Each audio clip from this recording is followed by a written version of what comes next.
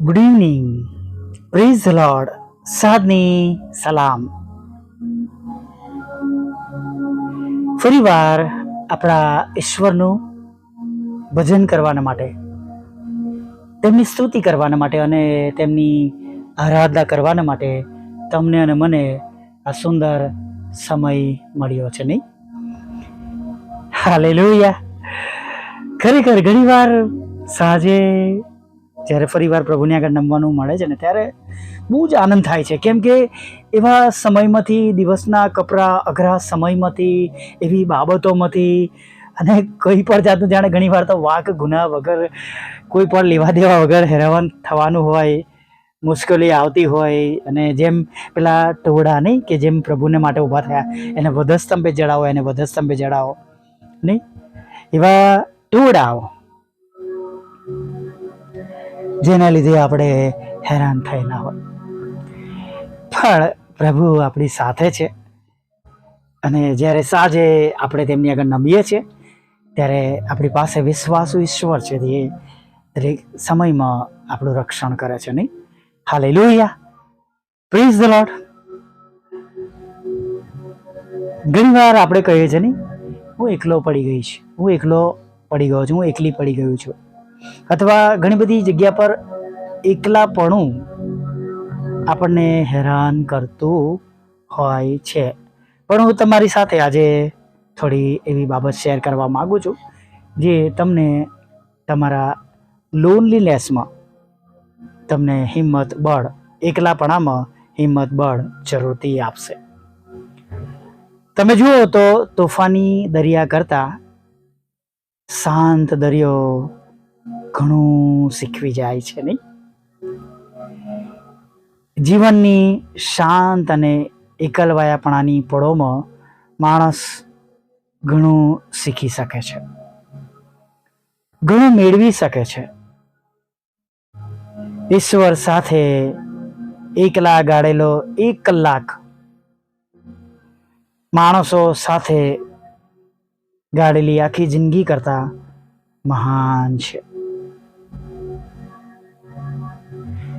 પ્રેરિત પાઉલના સાથીદારો વહાણ મારફતે આસોસ ગયા,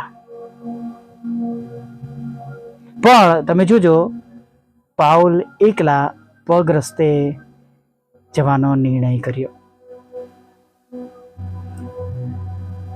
તમને પ્રેરિતોના કૃત્યો 20 અને 13મી કલમમાં આ બાબત જોવા મળશે.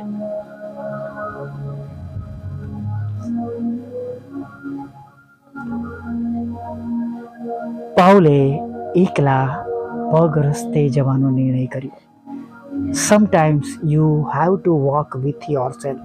ઘણીવાર તમારે તમારી જાત સાથે એકલા ચાલવાની જરૂર છે. બેથેલ આગળ યાકૂબ એકલા હતા, ત્યારે તેમને દર્શન થયું, નહીં? જાણીએ છીએ આપણે કે પથ્થરને પછી ત્યાં મૂકી અને ત્યાં આગળ એ બાબતની આગળ નહીં કહે છે કે બધી બાબતો પ્રભુ માનતા ત્યાં લે છે. જો ઈશ્વર મારી સાથે રહેશે ને જે માર્ગમાં હું જાઉં છું તેમાં મને સંભાળશે ને મને ખાવાનું અન્ન ને પહેરવાના કપડાં આપશે, નહીં? ને જો હું શાંતિએ મારા પિતાના ઘરે પાછો આવીશ તો યહોવા મારા ઈશ્વર થશે, અને આ પથ્થર જે મેં સ્તંભ તરીકે ઊભો કર્યો છે તે ઈશ્વરનું ઘર થશે, અને જે તમે મને આપશો તે સર્વનો દશાંશ હું તમને ખચિત આપીશ. અરણ્યમાં મૂસા એકલા હતા, ત્યારે બળતા ઝાડવામાં તેમને દર્શન મળ્યું અને તેડું મળ્યું. રાઈટ? એકલા હતા ને મૂસા, કે હવે હું જઈને નજદીક જઈને જોઈશ. દેવ કહે છે, હું જે છું તે છું. ઈશ્વર તેમને મળે છે અને તેમની સાથે વાત કરે છે. કેટલી ગજબની બાબત છે, નહીં? રાત્રે યહોશુઆ યરીખોના કોટ આગળ ચાલતા હતા, ત્યારે તેમને દર્શન થયું. ત્યારે ગોડ સ્પીક્સ વિથ યુ. પ્રભુ તમારી સાથે વાત કરે છે, વાત કરવા માંગે છે. તમે એકલતાથી કંટાળો છો, પણ જો એકલતામાં તમે પ્રભુને શોધો છો તો એકલતાપણું પણ આશીર્વાદનું કારણ બની જાય છે.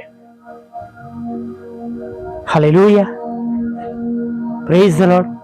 ને માટે એકલતાપણા માટે કમ્પ્લેન ના કરીએ, દુઃખી ના થાય, હતાશ ના થાય, નિરાશ ના થાય. જો તમે યશાય એકલા મંદિરમાં ગયા અને ત્યારે તેમણે યહોવાના ગૌરવનું દર્શન જોયું અને તેમને તેડું મળ્યું.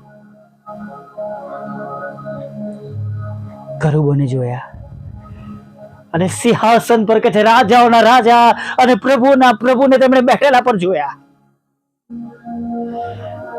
હાલેલુયા. બહુ સુંદર ગીત છે વાલા મિત્રો. यसाया ने देखा प्रभु को ऊंचाइयों पर बैठा सिंहासन पर, राजाओं का राजा. दूतों ने कहा पवित्र अति पवित्र है सेनाओं का यहोवा.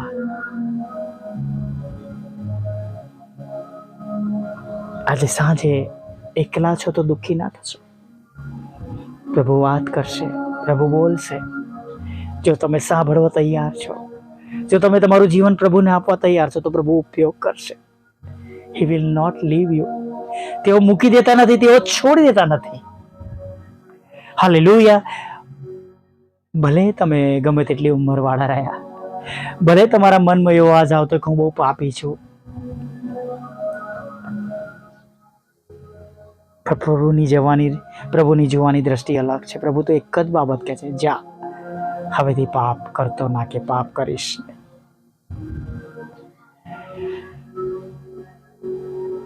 મરિયમ એકલા હતા, એકલા બેઠા હતા, ત્યારે ગાબ્રિએલ દૂત આવીને તેમની સાથે વાત કરે છે અને ઈસુની માં બનવાની, પ્રભુ ઈસુની માં બનવાની વધામણી તેમને આપે છે. તેમને તેડું મળે છે. હાલેલુયા. પ્રભુ ઈસુની માં થવાને માટે તેમને વધામણી મળે છે. કૃપા પામેલી કહે છે ને, હે કૃપા પામેલી. એકલા હતા, દેવે તેમના દૂત મોકલીને તેમની સાથે વાત કરી. એલિસા ખેતરમાં એકલા હતા ત્યારે એલિયા પ્રભુ તો કે પોતાનો જેનનો જબ્બો તેમના પર નાખ્યો. આગળ જોઈએ છે કે તેમને બમણા આશીર્વાદથી ભરી દેવામાં આવ્યા. યુસુફ એકલા હતા, તેમના ભાઈઓની ઓળખાણ તેમણે આપી, તેમના ભાઈઓની ઓળખાણ આપી.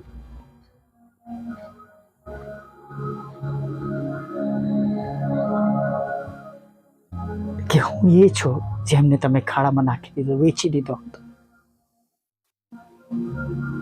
ચોક્કસ બહુ રડે છે અને ત્યારબાદ માફી પણ આપે છે.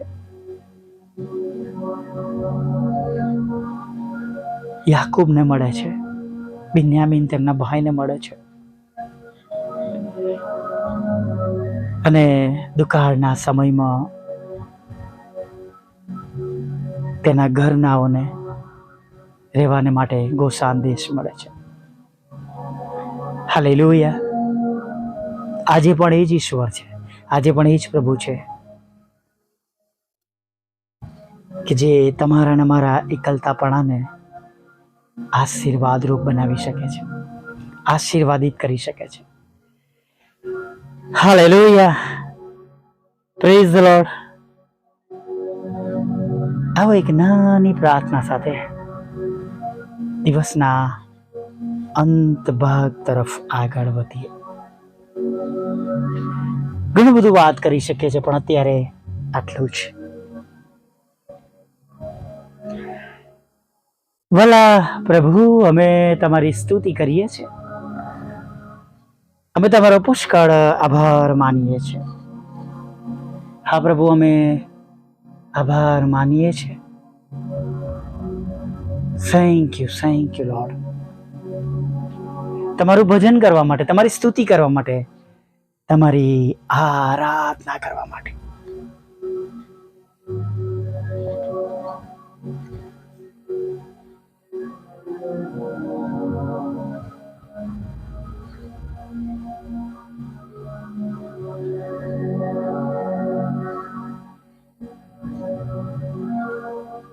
પ્રભુ, આજે જો અમે એકલા છે,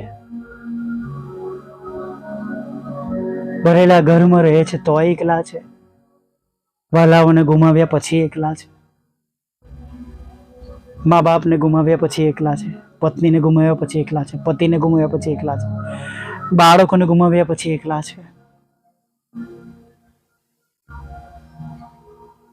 પ્રભુ, આજે પણ તમે તમારી સેવાના માટે, તમારા કાર્યને માટે તમે ઉપયોગ કરી શકો છો એવો વિશ્વાસ અમે જાહેર કરીએ છીએ.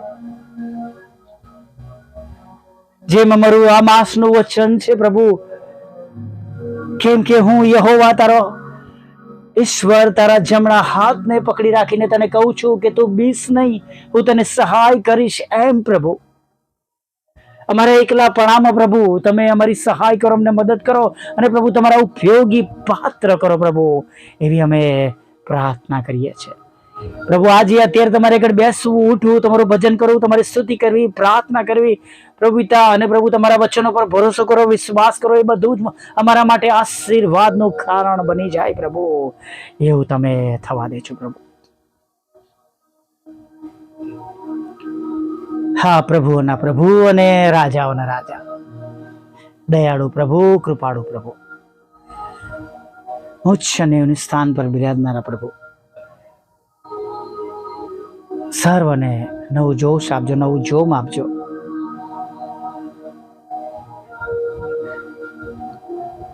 તમે જે ઈશ્વર છો, તમે જે પ્રભુ છો, તમે જે દયાળુ પ્રભુ છો,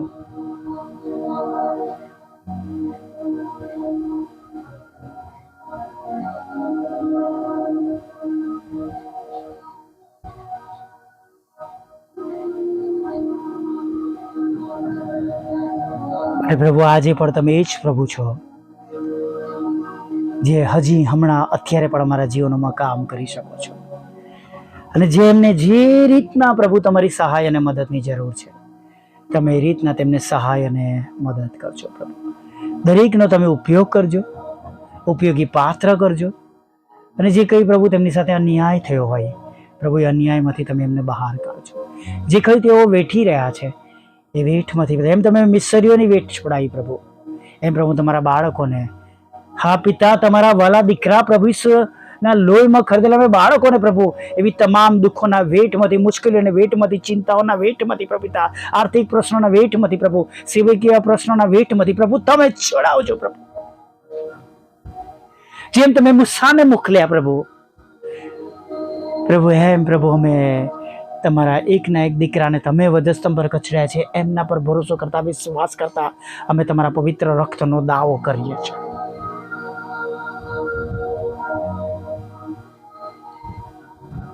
તમે અમારી સંભાળ લો, તમે અમારી કાળજી લો, અને તમે અમારી પ્રભુ હવે વિશેષ કાળજી લો એવી વિનંતી કરીએ છીએ.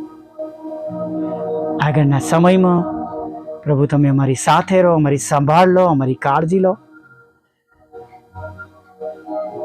ખાસ પ્રભુ માદાઓને પ્રભુ તમારી પાસે લાવીએ છીએ. જેમ પ્રભુ એ પક્ષ કાઢીને પ્રભુ એના મિત્રો લઈને આવ્યા પ્રભુ, એમ પ્રભુ અમારી આ પ્રાર્થના દ્વારા સર્વત્રથી પ્રભુ જેઓ વિશ્વાસ કરે છે, સાંભળે છે, તે બધાને તમારી પાસે લાવીએ છીએ.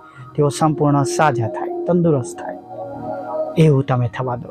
તમામ લડાઈ ઝઘડા શાંત થાય, કાનૂની બાબતોમાંથી છુટકારો મળે પ્રભુ પિતા, નોકરી ધંધા રોજગાર આશીર્વાદી થાય, લગ્નનો આશીર્વાદ મળે, બાળક ધનનો આશીર્વાદ મળે, વિદેશ જવાના માટેના તમામ રસ્તાઓ પ્રભુ આશીર્વાદી થાય, ખુલ્લા થાય. તમારી સેવિકાના ખેતરમાંથી પ્રભુ એ ખોટા નામો નીકળી જાય પ્રભુ પિતા, બંને મકાનો વેચાય પરમેશ્વર પિતા, નાણાંનો આશીર્વાદ મળે પ્રભુ પિતા પ્રભુ, અને વિશેષ કરીને જે કંઈ ગુમાવ્યું છે પ્રભુ એ બધું પાછું મળે.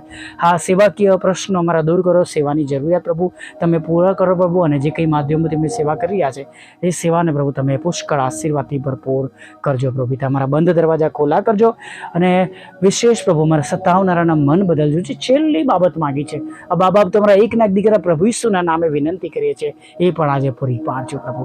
પ્રભુ વિધુરો, વિધવા બહેનો, અનાથો, મંદબુદ્ધ લોકો, માનસિક રોગી, વિકલાંગોની સાથે રહેજો, તમામ દુઃખીઓની સાથે રહેજો. પછી કોઈનું મન ઉદાસ ને દરેકને તમારી ઉપરની શાંતિથી ભરી દેજો.